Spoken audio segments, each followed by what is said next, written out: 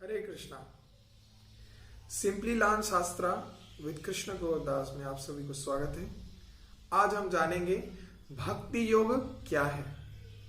हम लोग सभी बहुत सुने हैं कि भक्ति योग ये भक्ति का विषय है क्या, और ये भक्ति योग क्या है, चलिए जानते हैं। जहां पे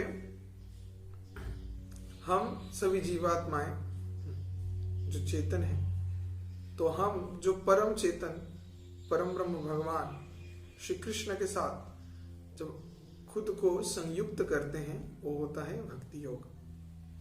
अर्थात खुद को परम ब्रह्म भगवान के साथ उनकी दिव्य नित्य सेवा में युक्त करना होता है भक्ति योग। तो जहां पे हम भगवान को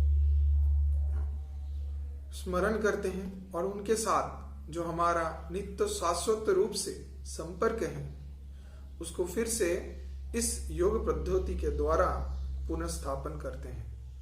इसमें तीन मूल विषय हैं।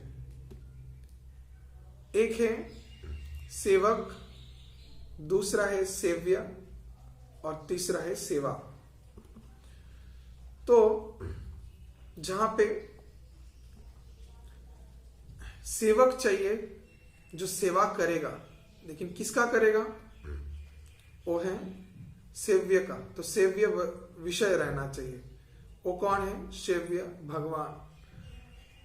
और सेव्य जिनके द्वारा सेवित होते हैं, वो कौन है? सेवक, अर्थात हम सभी जीव आत्माएं। और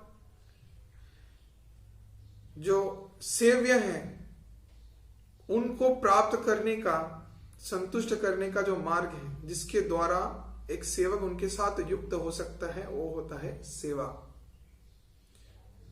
तो सेवक, सेव्य और सेवा, ये तीन मूल विषय हैं भक्ति योग के।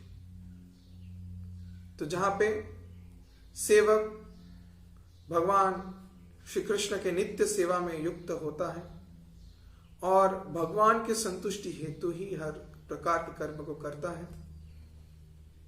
तो जहां पे वो कभी भी अपनी इच्छा अनुसार अपने इंद्रियों को संतुष्ट करने हेतु कर्म को नहीं करता, खुद को पूर्ण रूप से संयुक्त रखता है भगवान के नित्य सेवा में। और परम आकर्षण, परम भोक्ता परमेश्वर श्री कृष्ण की सेवा करके उनको संतुष्ट करना, यही परम लक्ष्य है इस भक्ति योग का। तो जहां पे भगवत सेवा के द्वारा जब सेवक अपने सेव्य भगवान के सेवा में युक्त होता है, उसको बोला जाता है भक्ति योग। अभी ऐसे बहुत भक्ति योग के साधक गण थे, अर्थात भक्तगण, जो सेवा करके विभिन्न प्रकार के भगवान को संतुष्ट किए, भगवान को प्राप्त किए। तो अगर भक्ति योग में रह के हमको भगवान को संतुष्ट करना है और भक्ति योग का चरम प्राप्ति, कृष्ण प्रेम को प्राप्त करना है, तो उसके लिए इस भक्ति योग का कुछ अंग होता है, उसको हमको पालन करके चलना है। तो कैसे हम अपने इस दुर्लभ मनुष्य जीवन में रह के इस मनुष्य के देह को भगवान की सेवा में लगा सकते हैं और अपना ये मनुष्य जीवन को सार्थक कर सकते हैं, इसका प्रंथा इस भक्ति योग के अंदर है। तो ये भक्ति योग हमको सिखाता है 9 प्रकार के अंग, जिसको बोला जाता है नवविधा भक्ति। 9 प्रकार के विधि, जिसके द्वारा हम भगवान के नित्य सेवा में युक्त हो सकते हैं और भगवत प्राप्ति कर सकते हैं। श्रवणम कीर्तनम विष्णु स्मरणम पाद सेवनम सक्ष्मदास्म आत्म निवेदनम 9 प्रकार की भक्ति का अंग। तो सबसे पहला जो आता है श्रवणम। तो श्रवणम जो है, श्रवण करने के द्वारा भगवान के भक्त भगवान को प्राप्त किए। तो जहां पे हम जानते हैं श्रीमद् भागवतम, जहां पे परीक्षित महाराज, तो जिनको अभिशाप लगा था, तो ऋषि श्रृंगी अभिशाप दिए थे कि 7 दिन में तक्षक नाम के सर्प दंशन से परीक्षित महाराज का मृत्यु होगा। तो परीक्षित महाराज क्या किए, एक क्षण भी समय को व्यर्थ ना करके और तुरंत ही जाके भागवत कथा को, कृष्ण कथा को श्रवण किए थे।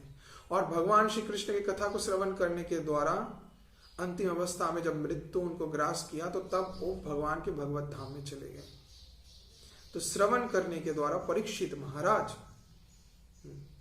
भगवान को प्राप्त किए थे। फिर आता है कीर्तनम। अब कीर्तन में जहां पे सुख गोस्वामी जो अपने पिता से कृष्ण के दिव्य लीलाओं को श्रवण किए थे, तो उन सभी को कीर्तन करके, वर्णन करके सभी जीवों को उद्धार किए इस जड़ जगत के क्लेशों से, और खुद भगवान के नित्य धाम में चले गए। तो भगवान की गुण कीर्तन, महिमा कीर्तन करने के द्वारा तो सुख गोस्वामी वो कीर्तन करने के द्वारा भगवान को प्राप्त किए थे। फिर आता है स्मरणम। अब स्मरण करके, भगवान का चिंतन करके भगवान को प्राप्त वो थे भक्त प्रहलाद महाराज। प्रहलाद महाराज हर कठिनाई में, हर कठिन परिस्थिति में भगवान का चिंतन कर रहे थे, और ऐसे चिंतन करते करते वो भगवान को प्राप्त किए। हर क्षण में भगवान उनके साथ उपस्थित थे। स्मरण करने के द्वारा भक्त प्रहलाद महाराज भगवान को अपना बना लिए। फिर आता है पाद सेवनम। पाद सेवन करके श्री लक्ष्मी देवी, सौभाग्य की देवी, सदा सर्वदा ओ नारायण के चरण में चरण सेवा करती है। तो पाद सेवनम करके उन्होंने भगवान नारायण को संतुष्ट किया, भगवान को प्राप्त कर लिया। फिर आता है अर्चनम। अर्चन अर्थात भगवान का पूजा अर्चन करके, तो महाराज पृथु सिर्फ और सिर्फ भगवान के विग्रह को अर्चन करके, पूजा करके ही भगवान को प्राप्त कर लिए थे। फिर वंदनम। वंदनम आता है जहां पे स्तव स्तुति पाठ करना। इसको अक्रूर जी किए थे, और भगवान के बहुत स्तव स्तुति किए थे, जिसके द्वारा भगवान को संतुष्ट किए और भगवान को प्राप्त किए थे।